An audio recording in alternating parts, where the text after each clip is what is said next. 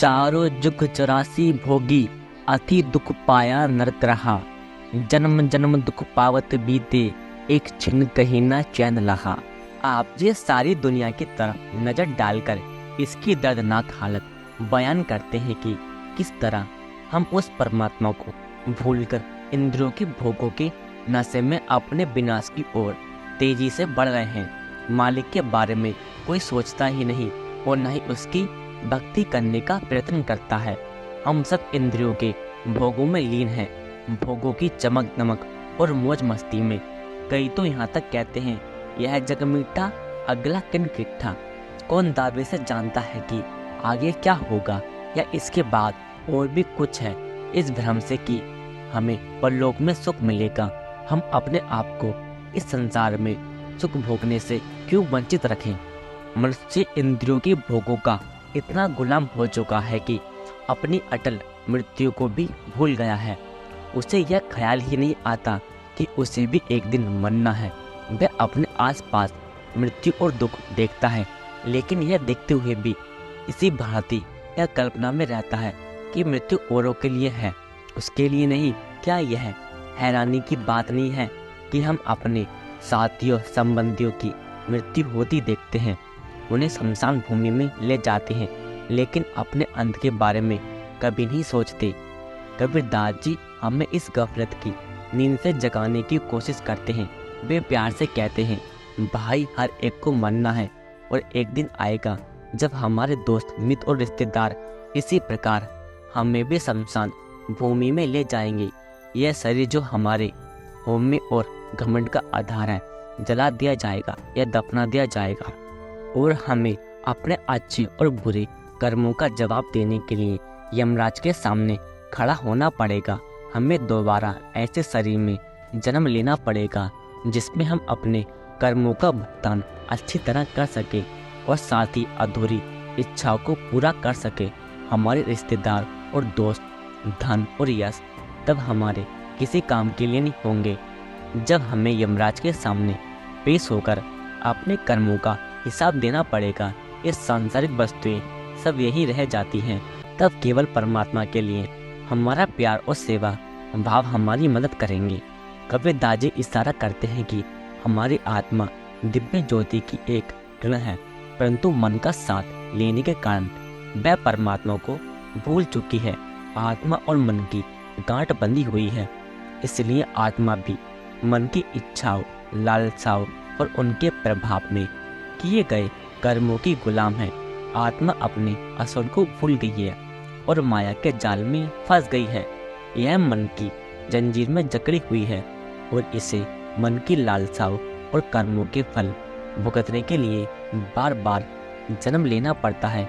इसी तरह आत्मा अलग अलग योनियों में शरीर धारण करके युगों से यह दुख सह रही है। यह इसलिए कि हम परमात्मा और अपने असल स्वरूप को भूल गए हैं। अगर हमने नाम की भक्ति श्रद्धा और निष्ठा से की होती तो हमें इस दुख भरे संसार में फिर से जन्म लेना नहीं पड़ता। हमने मालिक को भुला दिया, इसलिए यह दुख सह रहे हैं। इस जेल खाने में दुख के सिवाय कुछ नहीं है। दुनियावी सुख केवल एक भ्रम है, क्योंकि जो सुख प्रतीत होता है वह क्षणभंगुर है और अपने साथ दुख लेकर आता है। संसार में हमारा जन्म कहीं भी हो, किसी भी स्थिति में हो, कहीं सुख नहीं है। यहाँ हर जगह केवल दुख और तकलीफें ही हैं। जरा चारों ओर नज़र फेर कर देखो, इस संसार में कौन सुखी है। घोड़े को तेज चलाने के लिए कितने चाबुक मारे जाते हैं।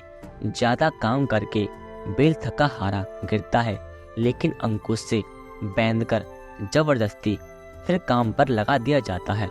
और बकरियां, गायें और मुर्गियां हमारे पेट की खातिर कितनी बेरहमी से जीव की जाती हैं। क्या हमने कभी सोचा है कि यदि हम उनकी जगह हो और हमें इस तरह का दुख सहना पड़े तो हमें कैसा लगेगा। हमें यह नहीं भूलना चाहिए कि कर्मों का विधान बड़ा अटल है और हम जैसे बीज बोते हैं वैसे ही फसल भी काटेंगे। जिनके कत्ल हम इस समय में करते हैं, एक दिन वे हमारे कत्ल करेंगे। अब मनुष्य की जिंदगी का अंदाज़ा लगाएं। क्या मनुष्य ने सुख और शांति प्राप्त कर ली है? मनुष्य जामे की महिमा नर लड़ाई दे जैसे शब्दों से की गई है, अर्थात वह जामा जिसमें आत्मा परमात्मा को प्राप्त कर सकती है, जो सृष्टि का सिरताज है। लेकिन यहाँ भी हमें केवल दुख और मुसीबतें ही मिलती हैं। गरीबी, बीमारी, अभाव और असफलता जैसी समस्याएं मनुष्य के भाग्य में आ जाती हैं और उसे दुख और चिंता से ग्रस्त कर देती हैं। रोजगारी, विधापन, हत्याएं, दंगे और युद्ध मनुष्य का जीवन बर्बाद कर देते हैं। इन विपत्तियों की सूची का कोई अंत नहीं है। कबीरदास जी हमें चेतावनी देते हैं कि मनुष्य देह में क्या किसी भी जामे में सुख या शांति नहीं है। परमात्मा की प्राप्ति प्रेम पूर्वक उसकी भक्ति के अलावा कहीं सुख नहीं है। अच्छे और बुरे कर्मों के नतीजों के कारण आत्मा जन्म मरण के चक्कर में फंसी हुई है। यह संसार अच्छे और बुरे, पाप और पुण्य का मिश्रण है। पाप का फल दुख और पुण्य का फल सुख है। केवल पाप आत्मा को नरक में पहुंचा देते हैं और केवल पुण्य हमें स्वर्ग में ले जाते हैं। पाप और पुण्य के मिश्रण के फलस्वरूप हमें मनुष्य जन्म मिलता है। पाप और पुण्य का मिश्रण होना दुख और सुख का मिश्रण ही है। पुण्य कुछ सुख लाता है, परंतु यह किसी को सदा के लिए मुक्ति प्राप्त करने के योग्य नहीं बनाता।